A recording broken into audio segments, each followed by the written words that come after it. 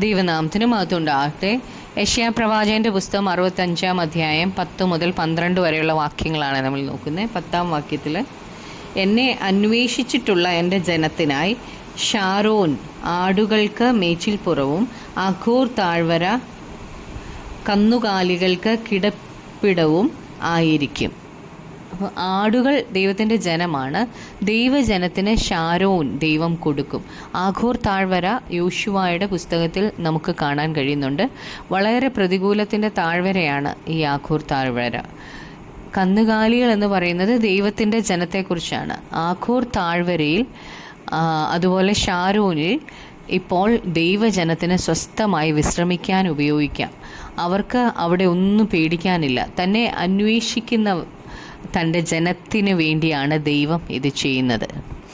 11-ാം വാക്യവും 12-ാം വാക്യവും കൂടെ വായിക്കുമ്പം, എന്നാൽ യഹോവയെ ഉപേക്ഷിക്കുകയും എൻ്റെ വിശുദ്ധ പർവ്വതത്തെ മറക്കുകയും ഗദ് ദേവന് ഒരു മേശയൊരുക്കി മെനി ദേവിക്ക് വീഞ്ഞ് കലർത്തി നിറച്ചു വയ്ക്കുകയും ചെയ്യുന്നവരെ ഞാൻ വിളിച്ചപ്പോൾ നിങ്ങൾ ഉത്തരം പറയാതെയും ഞാൻ അരുളി ചെയ്തപ്പോൾ കേൾക്കാതെയും എനിക്ക് അനിഷ്ടമായുള്ളത് പ്രവർത്തിച്ച് എനിക്ക് അല്ലാത്തത് തിരഞ്ഞെടുത്തത് കൊണ്ട് ഞാൻ നിങ്ങളെ വാളിന് നിയമിച്ചു കൊടുക്കുകയും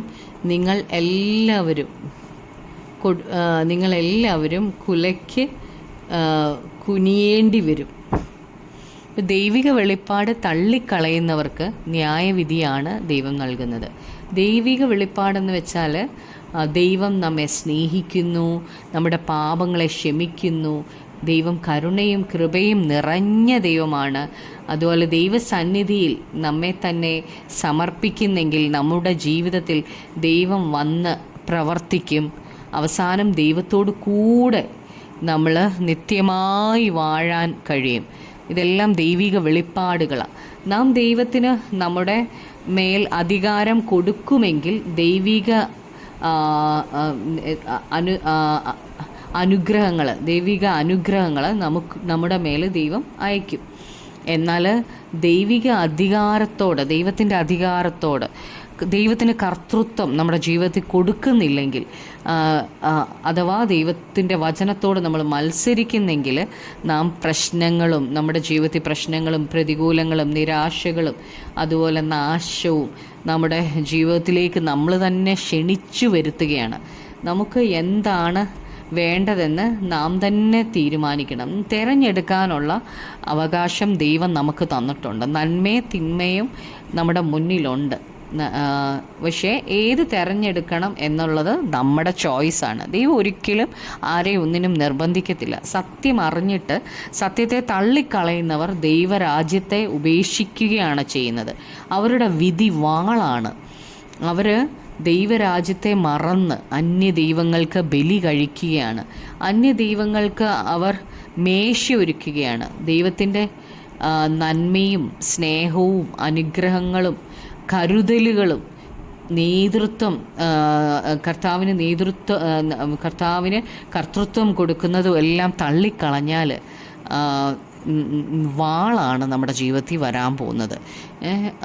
നാം എന്താണ് തിരഞ്ഞെടുക്കുന്നത് എന്നാണ് ഇവിടെ ചിന്തിക്കുന്നത്. ദൈവത്തിന് പ്രസാദമുള്ളതായിരിക്കണം നാം തിരഞ്ഞെടുക്കുന്നത്.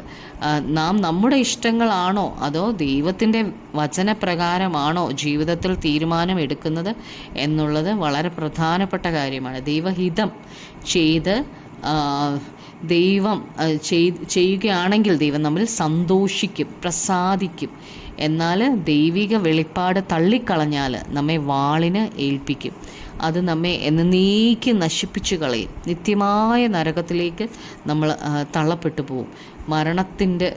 മരണത്തിലേക്ക് നമ്മൾ പോകും, നിത്യമായ മരണത്തിലേക്ക്.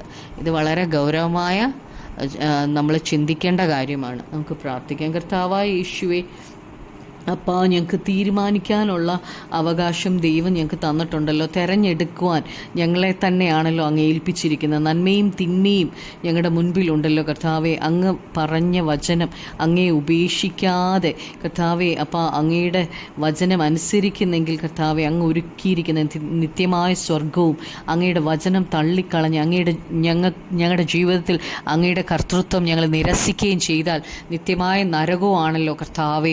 അപ്പോൾ യേശുവേ, അപ്പോൾ കർത്താവെ, ഇത് മനസ്സിലാക്കി ഓരോ ദിവസവും അങ്ങേക്ക് പ്രസാദകരമായി ജീവിക്കുവാൻ ഞങ്ങളെ സഹായിക്കണമേ. പരിശുദ്ധാത്മാവ് ഞങ്ങളെ നടത്തണമേ. അവസാന ശ്വാസം വരെയും ദൈവത്തോട് വിശ്വസ്തത പുലർത്തുവാൻ ഞങ്ങളെ സഹായിക്കണമേ. യേശു ക്രിസ്തുവിൻ്റെ നാമത്തിൽ തന്നെ ആമേൻ.